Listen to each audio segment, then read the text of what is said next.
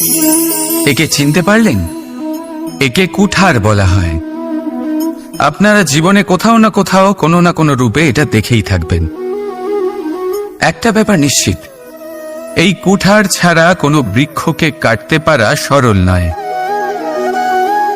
এবার আপনি কখনো এটা ভেবেছেন, এই কুঠার, এর এই অংশ, এর মুখটাই যদি না থাকে তাহলে কি হবে? এ শুধুমাত্র কোনো বৃক্ষই নয়, তার কোনো ডালও কাটতে সক্ষম হবে না। এবারে ভাবুন, এই শুকনো কাঠের হাতল এ আমরা কোত্থেকে পেলাম? কোনো এক বৃক্ষ থেকেই। সেই ডাল যাকে কেটে ফেলা হয়েছিল, এক বৃক্ষকে কাটার জন্য এই ডালই শস্ত্ররূপে প্রস্তুত।